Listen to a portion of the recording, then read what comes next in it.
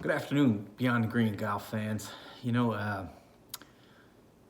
this is another installment. I had a little trepidation as far as doing this video in any way, shape, or form, but you know, I believe being more transparent about the game and about the things that I find in my own golf journey, not only as a player but also as a fitter, coach, and all in all the aspects and facets of this game.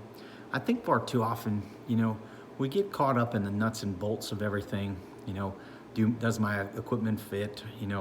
What does my swing look like? Mechanics and this and that. There's lots of conjecture back and forth about the things that help, the things that don't.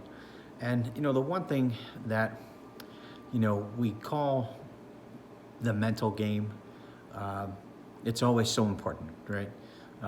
The people buy new equipment with the hopes that there's going to be some kind of confidence given with they have a very positive experience from a fitter who's passionate and caring and such, and that can usually be a really good thing, and in some cases can wind up instilling an aspect of confidence to that person, and therefore hopefully maybe a little improvement. But what happens if you have all of that, and then shortly after you start your journey again, after a winter layoff or something along those lines, you kind of get stuck, and you don't really get back to where you wanted with the investment in equipment and so on and so forth.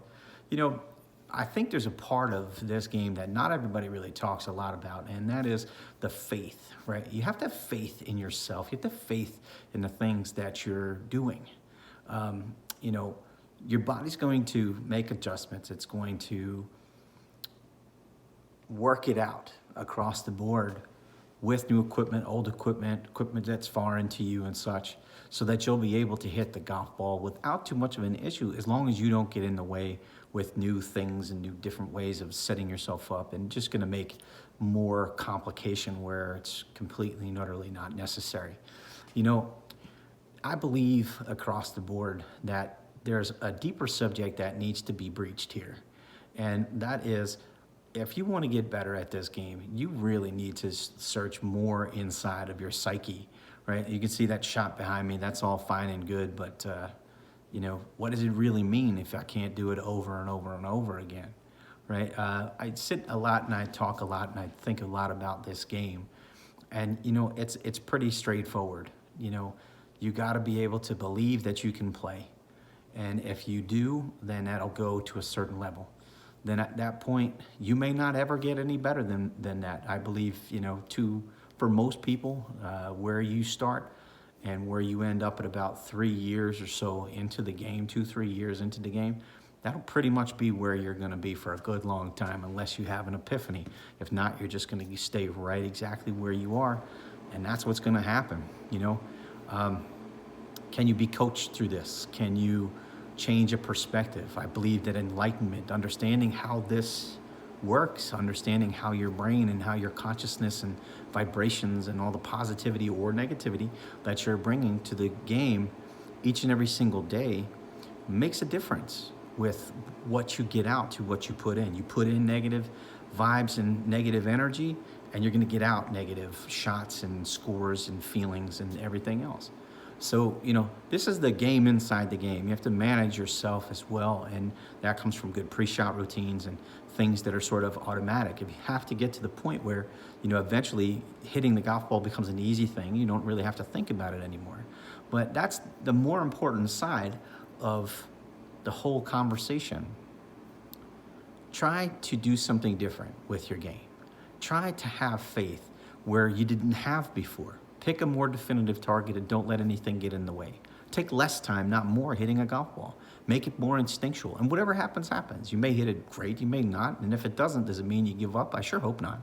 Because look, if you want to get better at anything, you're not going to drop at the top of a mountain. You have to have faith in the times where things aren't going so well in order for you to get into the better side. I know it might sound sort of, this, modern day opinion, modern day point of view, it's sort of hokey and, oh my God, it's mystical hippie type of stuff. No, it's nothing like that.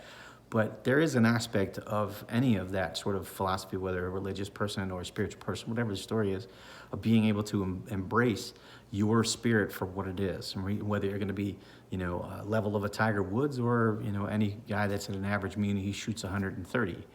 Be happy with all of wherever you lie first before you can go forward. It's a really important part of having a great mental attitude.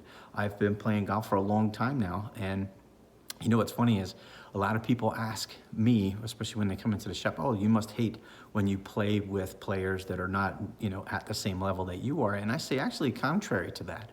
I would rather play with people that are of great company more often than great talent, because you can have great talent and it can just, be not that much fun to play with. And, I'm blessed where I get to and do this for a living and be around people, but more often than none, there are people that invest time, effort, and energy into the game, trying to get some kind of enjoyment out of it because of a score, so on and so forth, which is great. But think about it, it's still you're paying money. You're not getting anything other than enjoyment. So what's the sense of doing something if you're not going to enjoy it? So again, that's the reason why I would much rather play with people that are more enjoyable to play with, rather than just make it some kind of competition thing. A lot of times if that were the case, I'll just enter a state or local tournament of some variety and just let that, sense of competition be the thing that I enjoy for that particular day. I hope this sparks a bit of thought, to anyone out there who is listening, struggling with their game, has gotten the fit, has taken the lessons, so on and so forth, and, has really come around.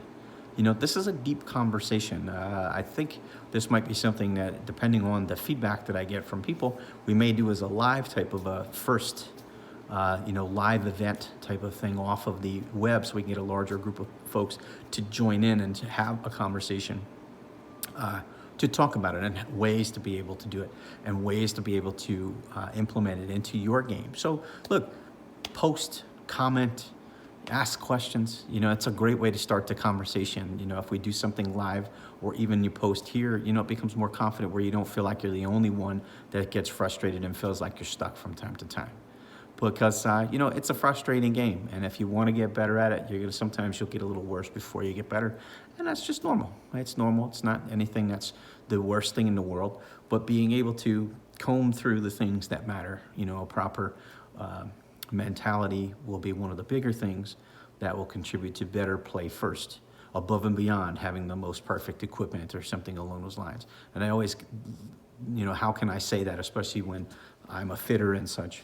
Well, I started playing when I was 10, and I broke 80 for the first time when I was 12 years old, and I had no two matching golf clubs, right? Wooden woods, old Balata balls, and no consistency in the equipment at all.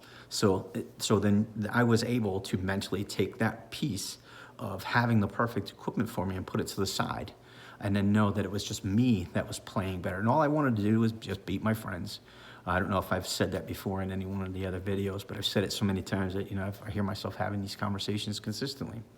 But look, I didn't know what I was doing. So if I can get to that spot, and I had no two matching golf clubs till the time I was 16 years old, if I get to that spot and I can create those types of scores with no consistency in my equipment, then consistency doesn't come from equipment. No, it comes from the individual.